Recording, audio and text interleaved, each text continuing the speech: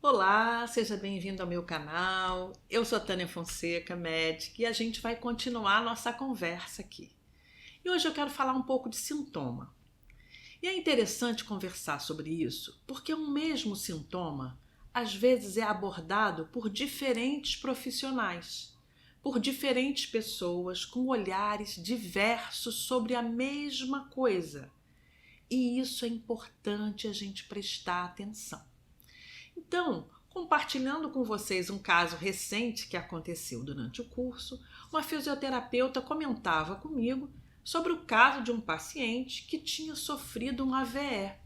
Percebam, um acidente vascular encefálico, no caso isquêmico, e que ia precisar de muito tempo para recuperar, porque ele tinha ficado praticamente paralisado do lado direito. Vejam, só esse olhar, esse profissional, esse sintoma, que era o que a gente chama de uma hemiparesia direita, esse paciente tinha um profissional médico, um profissional fisioterapeuta, um profissional fono, porque ele precisava melhorar a deglutição, para ele não só se alimentar melhor, mas como ele recuperar a fala. E isso é cada vez mais comum. A gente olhar para o mesmo paciente com diferentes abordagens terapêuticas e um trabalho em equipe, em rede, onde cada um entra com o seu conhecimento para o bem-estar daquela pessoa. Então, a primeira coisa é: um sintoma pode gerar a necessidade de diferentes abordagens por diferentes profissionais. Eu dei esse exemplo especificamente. Agora, imagina que além disso você é capaz de abrir seu olhar. Independente de você ser médico, fisioterapeuta ou fono, que foi esse caso especificamente, você tem uma outra prática, seja constelador, seja nutricionista, onde você é capaz de, a partir do sintoma, escutar seu paciente de um outro lugar. Não só do que aconteceu em si, que era o AVC nesse caso, né? Mas em que momento da vida aquilo aconteceu? O que estava acontecendo na vida dele? Quais são os órgãos que foram comprometidos? Ou o que mais estava acontecendo? O que ele estava sentindo? Ou seja, essa ampliação do seu olhar diagnóstico de uma forma precisa, mais rápida, pode ser um instrumento a mais na sua prática. No caso da fisioterapeuta, para além dos exercícios, ela precisava de um instrumento onde aquele paciente não perdesse a fé na possibilidade dele melhorar, onde ele tivesse coragem e resiliência para ele trabalhar com exercícios repetitivos e a cada dia ele fosse valorando cada pequena melhora na recuperação seu padrão muscular. A mesma coisa a fono.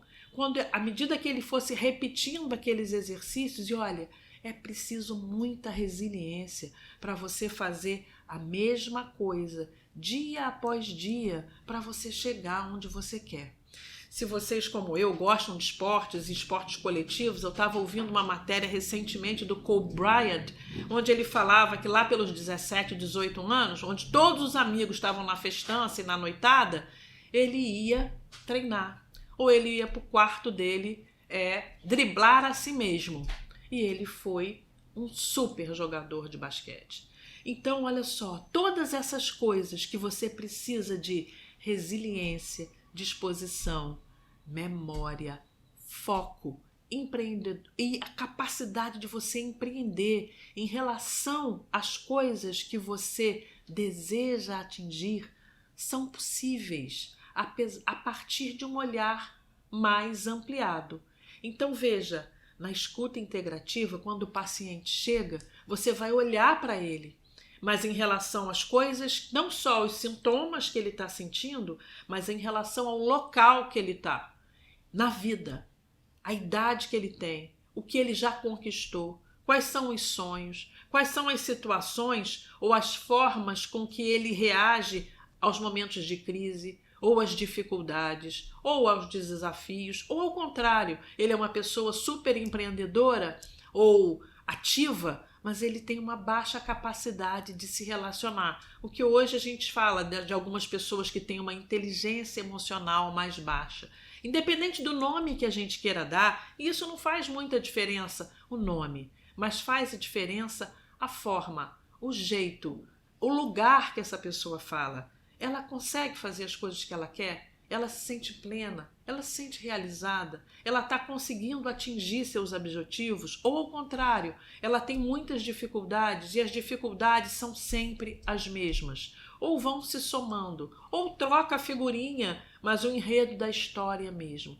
Esse olhar para você conseguir perceber qual é o seu movimento diante da sua própria vida é possível a partir dessa escuta. Veja, não apenas o sintoma, mas quais são os temas que essa pessoa fala. Qual é o assunto dela? Qual é o interesse que ela tem na vida? Porque quando a gente está falando dos nossos interesses, dos nossos hobbies, das coisas que nos apaixonam, a gente está falando da nossa alma, do que essa alma tem para se manifestar. E todos nós temos talentos. Todos nós temos possibilidades. Todos nós temos desafios. Então, cada um veio com uma bagagem. E essa bagagem possui desafios e talentos. E a gente tem os talentos necessários para os nossos desafios. Às vezes, é necessário de uma ajuda, um apoio, uma forma de redirecionar esse caminho. São aí que surgem as diversas práticas terapêuticas.